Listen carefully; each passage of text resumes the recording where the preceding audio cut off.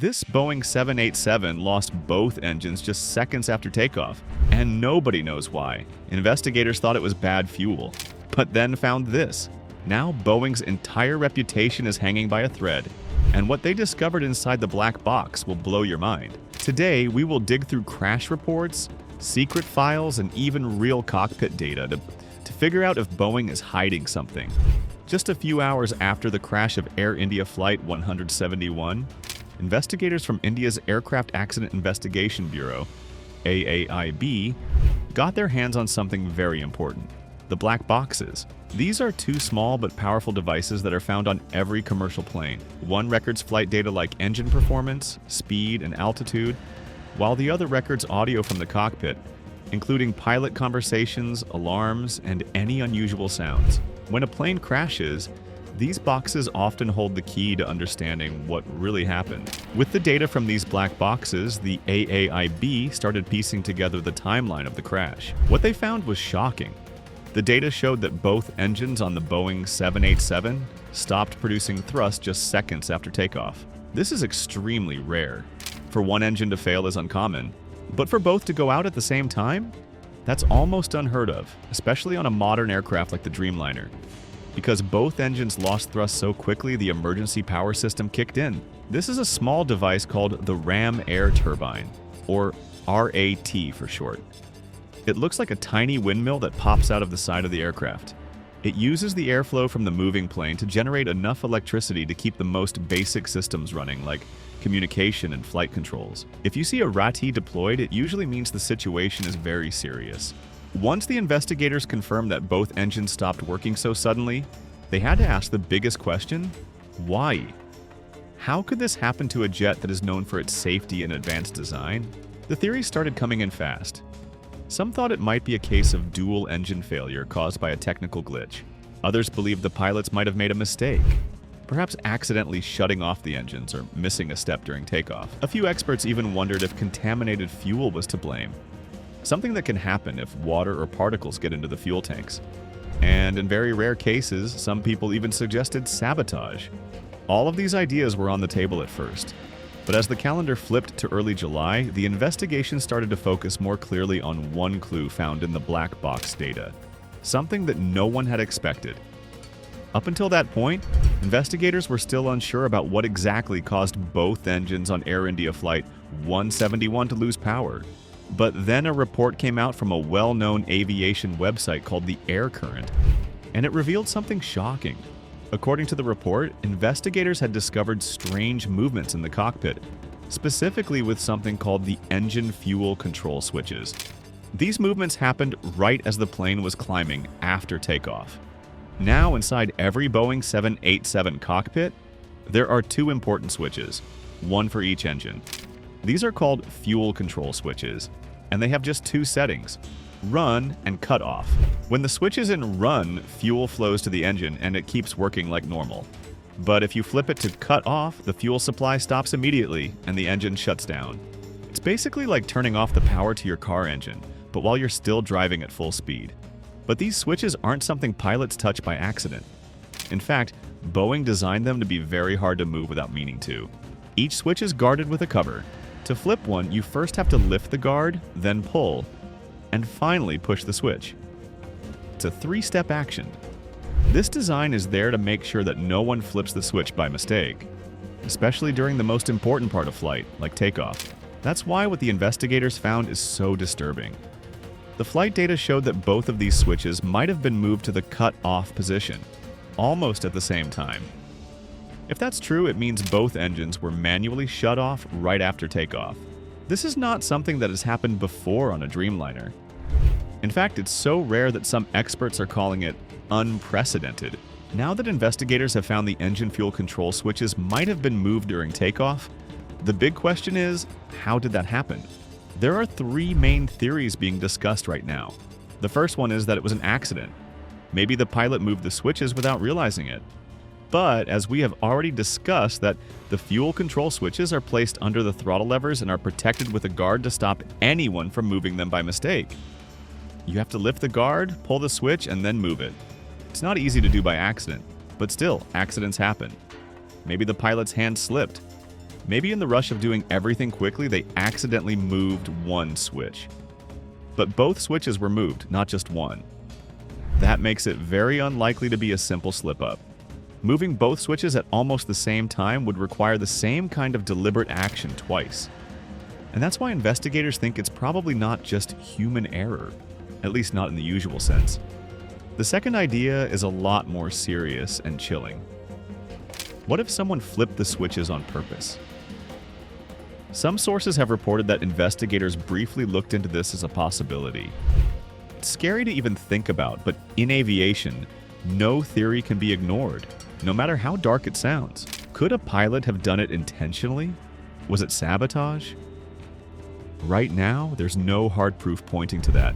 There wasn't a note left behind. There weren't any signs that the pilots were trying to crash the plane. But still, because this situation is so unusual, investigators have to check every single angle, including the worst-case scenarios. It's part of their job. We have to remember, though, that jumping to conclusions without proof would be wrong. It's just one of the possibilities they are reviewing.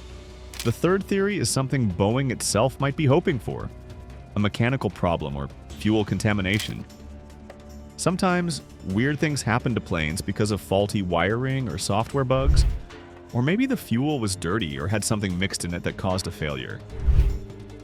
This isn't just a wild guess either. There's an example from 2010 when a Cathay Pacific Airbus A330 had engine trouble because of tiny plastic particles in the fuel. That flight ended safely, but it was a big lesson in how serious fuel contamination can be. So, could something similar have happened here? Could bad fuel or a glitch have caused the switches to move on their own? Investigators have looked into it, but as of now, they haven't found any proof of fuel contamination. The filters looked fine. There were no warning lights, no signs of clogged fuel lines, and no alarms from the system. Also, Boeing hasn't sent out any alerts to airlines warning them of a possible problem with these switches.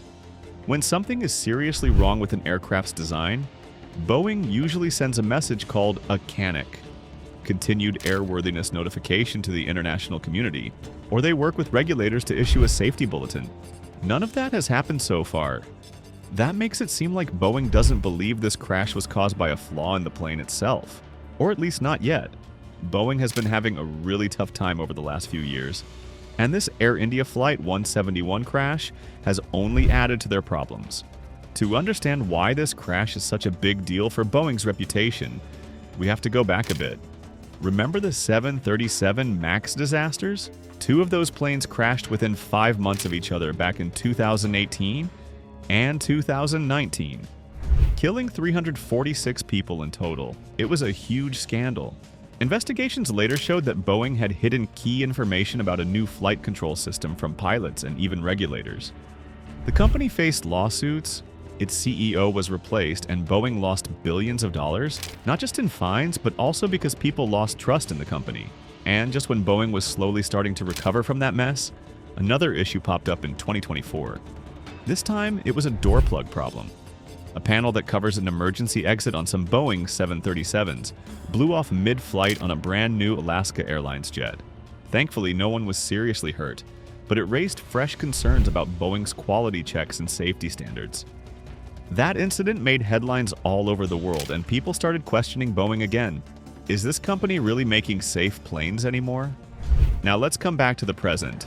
The Boeing 787 Dreamliner has been seen as one of the company's safest and most advanced jets. It's the plane that Boeing has used to rebuild its image. It's more fuel efficient, uses lighter materials, and is used by major airlines around the world. That's why the crash of a 787 is a really big deal. It damages the one product that still had Boeing's good reputation attached to it. After the Air India Flight 171 crash, Boeing's stock dropped by around 4.8%. Investors were scared. People started to worry that this might be another case of poor design or weak safety practices. But then something interesting happened.